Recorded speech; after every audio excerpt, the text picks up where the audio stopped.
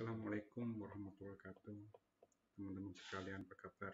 Semoga pada hari ini kita dalam kondisi baik dengan suasana wabah yang saya kira semua sudah tahu, COVID-19 atau Corona.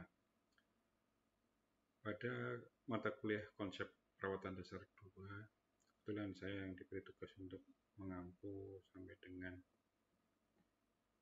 14 kali pertemuan ke depan, dan tentunya banyak hal yang perlu dibahas terkait di pertemuan di akhir nanti. Mungkin juga dibantu oleh beberapa dosen kalau masih ada kesempatan waktu bisa ke kampus untuk belajar NIC atau NOC terkait dengan dokumentasi perawatan ataupun SDKI. Pada pertemuan pertama kita bahas tentang konsep caring. Apa itu caring? Teman-teman sekalian sudah paham tentang konsep caring, tapi bagaimanapun juga kita harus mereview lagi. Barangkali teman-teman sekalian sudah ada yang lupa atau lupa ingat. Jadi ada 3 aspek penting yang harus dimiliki seorang perawat. Pertama, care. Jadi care merupakan komponen penting yang berasal dari naluri seorang ibu. Sedangkan core merupakan dasar dari ilmu sosial yang terdiri dari kemampuan berkomunikasi atau terapeutik dan kemampuan bekerjasama dengan tenaga kesehatan lain. Sedangkan cure merupakan dasar dari ilmu patologi dan terapeutik. Jadi 3 hal ini yang harus penting. Ada pola asuh, ada seorang ibu, ada care atau perhatian atau rasa simpati, empati, dan seterusnya. Ya. Dan dasar merupakan ada wujud sistem rasional dari kita untuk menyelesaikan asuhan dan tentunya dengan komunikasi terapeutik dengan kemampuan yang orientasinya adalah untuk kesembuhan. Ini yang harus kita perhatikan dalam seorang perawat harus memiliki kemampuan khusus meliputi kemampuan intelektual. Ya, kalau sudah lulus, sudah uji kompetensi, sudah ini berarti memang intelektual terkait dengan perawatan sudah mumpuni atau sudah mampu. Kemampuan teknikal, skill. Nah, apalagi teman-teman sekalian yang berasal dari pendidikan D3 perawatan semuanya, tentunya skill lebih mahir ya, karena di pendidikan itu kalau yang D3 itu 60% itu skill keterampilan, yang 40% itu adalah knowledge, atau sebaliknya di sarjana perawatan. Nah, nurse tentunya harus lebih banyak kemampuan teknikalnya. Kemampuan interpersonal, jadi komunikasi kita tidak hanya teman sejawat, tapi juga semua komponen. Jadi semuanya harus tercermin dalam perilaku caring. Caring merupakan fenomena universal yang berhubungan dengan bagaimana seorang berpikir, berperasaan, atau bahkan bersikap terhadap orang lain. Ya, jadi ini sangat dituntut oleh perawat. Tidak cukup senyum saja, tapi bagaimana berterapeutik. Pengertian caring sendiri, inti penting dalam memberikan asuhan keperawatan. Ya, di sana ada caring. Terdapat 2 domain, yaitu sikap dan atau emosi dan aktivitas. Bagaimana kita menjaga sikap emosi pada saat dekat dengan pasien atau melakukan perawatan terhadap klien. Jadi sikap emosi itu kemampuan berdedikasi kepada orang lain, memberikan pengawasan dengan waspada, dan seterusnya yang dalam koridor terapeutik. Apapun yang kita lakukan itu batasnya adalah batasan terapeutik. Caring bukan hanya menjawab semata-mata perilaku atau bukan hanya perilaku saja, tapi sikap caring juga memberikan asuhan perawatan. Perawat akan menggunakan keahlian, kata-kata yang lemah lembut, ya. Jadi kalau kita, saya kira ini sudah tidak menjadi rahasia umum lah ya, bahwa kita seorang perawat ya harus komunikasi yang baik, lemah lembut, tidak bentak, tidak sewot, tidak, dan seterusnya. Jadi bersikap sebagai media pemberi di pelayanan. Human care, jadi ini terdiri dari upaya untuk melindungi atau meningkatkan dan menjaga atau bahkan mengabdikan rasa kemanusiaan dengan membantu orang lain. Mencari arti dalam sakit, penderitaan, dan sebenarnya, serta membantu orang lain untuk meningkatkan pengetahuan dan pengendalian diri. Kita sebagai perawat itu apa toh yang harus diberikan kepada pasien atau klien. Jadi secara sederhana, bahwa klien membutuhkan kita atau pasien membutuhkan kita kan untuk dibantu pemenuhan kebutuhan dasar manusianya. Jadi kita pakai teori apapun, ujung-ujungannya adalah untuk membantu kebutuhan dasar manusianya. Contoh kecil misalkan ada pasien sesak nafas, ya kita pakai standar NANDA, NIC atau SDKI. Ya, bagaimana biar pasien itu terpenuhi kebutuhan oksigenasinya, ya kan? Apakah kolaborasi, apakah tindakan perawatan, posisi misalkan, atau ya, menggunakan metode yang lain, misalkan posisi pasien, terus pemberian obat atau pemaksangan oksigen yang ada terkait dengan kolaborasi dengan tim lain. Sehingga dengan caring tercipta hubungan dan transaksi yang diperlukan antara pemberi dan penerima asuhan.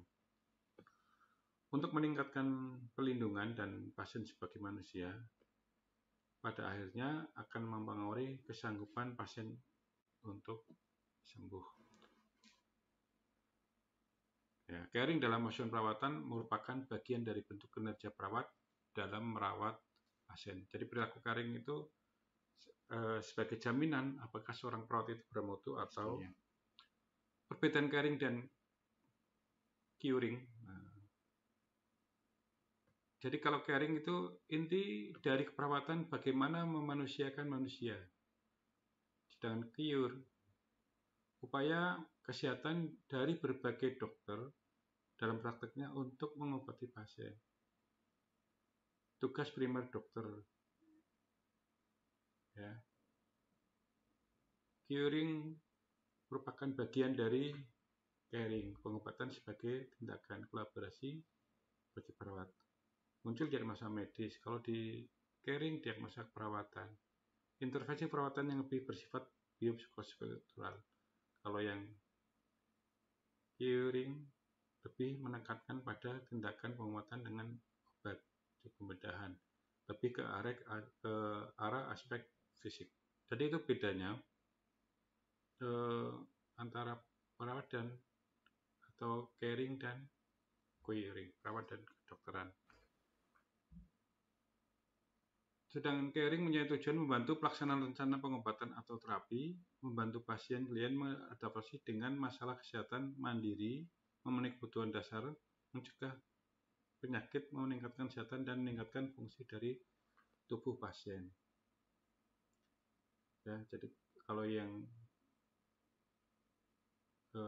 caring menentukan dan menyingkirkan penyebab penyakit atau mengubah problem penyakit dan penanganannya. Jadi orientasinya ada pasien. Konsep caring menurut Watson, caring merupakan sentral dari praktik perawatan. Jadi kalau boleh disebut sebagai pengelola atau manajernya itu di situ sebetulnya seorang perawat ya. Manusia diyakini sebagai person as a world, ya, as a fully functional integrated self. Jadi semua fungsi manusia itu bisa dilakukan ya oleh perawat di situ. Sehat sebagai kondisi yang utuh dan selaras antara badan, pikiran, dan jiwa. Ini berkaitan dengan tingkat kesesuaian antara diri dan dipersepsikan diri yang kan. Prinsip sehat menurut Bergson, sehat menggambarkan suatu keutuhan kondisi seseorang yang sifatnya multidimensional, yang dapat berfluktuasi tergantung dari internalisasi antara faktor-faktor yang mempengaruhi. Kondisi sehat dapat dicapai karena adanya kemampuan seseorang untuk beradaptasi terhadap lingkungan. Jadi, kalau kita pernah belajar homeostasis gitu, bahwa tubuh itu akan mengimbangi lingkungan, ya, adaptasi secara fisik maupun mental terhadap penekanan-penekanan pada diri kita. Sehat tidak dapat dinyatakan sebagai suatu kondisi yang terhenti pada titik tertentu, tetapi berubah-ubah tergantung pada kapasitasnya. Ada 7 asumsi dasar menurut Bergson. Caring dapat dilakukan dipraktikkan secara interpersonal.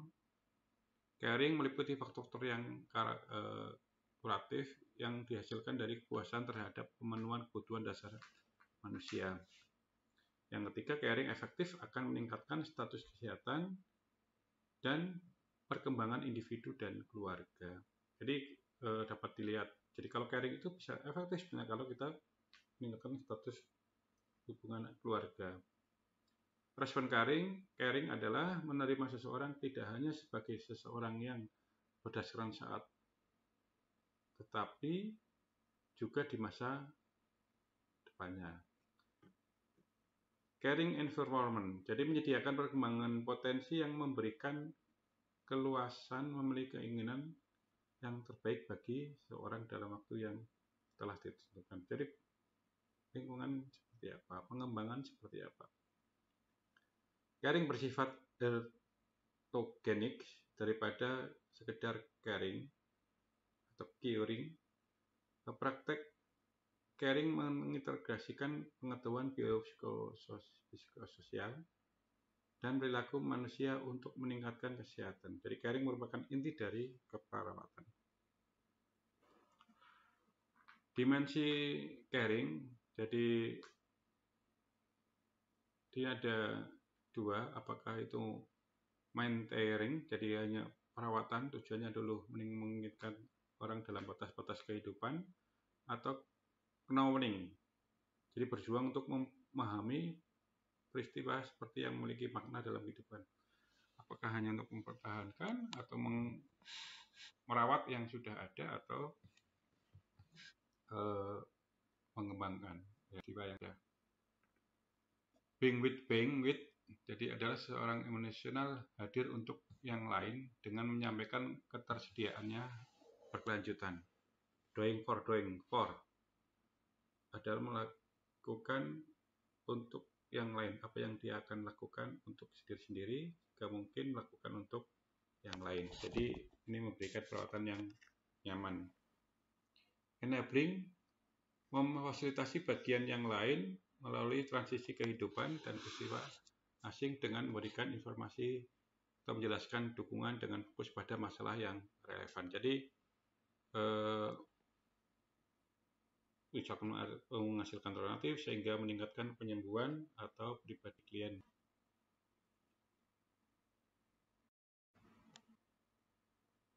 Komponen caring menurut M. Swanson, komponen memperpraktikkan keyakinan, komponen pengetahuan, komponen kebiasaan, komponen tindakan yang dilakukan, komponen memungkinkan. Jadi ada beberapa hal yang mungkin bisa nggak dilakukan, memungkinkan, maka harus memberikan informed consent pada setiap tindakan karena dilakukan. Atau komponen tindakan yang dilakukan, tindakan yang seperti membuat nyaman, antisipasi bahaya. Ya. Kalau komponen pengetahuan memberikan pemahaman klinis tentang kondisi dan situasi. Saya kira ini yang sering dilakukan oleh teman kita. Faktor yang mempengaruhi perilaku caring perawat adalah diri sendiri. Jadi perawat itu atau pasien, ya, berdasarkan kasus atau komunikasi atau hubungan frustasi, kalau sudah tidak nyaman lagi misalkan, coping bagaimana situasi di situ, kenyamanan serta dukungan-dukungan itu dari berbagai pihak tentunya. Saya kira itu pertemuan pada kali ini. Silahkan ada tugas atau pertanyaan yang cukup dijawab secara sederhana, tidak usah banyak-banyak. Dan jangan lupa absensi. Ini untuk sebagai bukti kehadiran teman-teman sekalian. Sekira itu, terima kasih, sampai jumpa pertemuan yang akan datang. Assalamualaikum warahmatullahi wabarakatuh.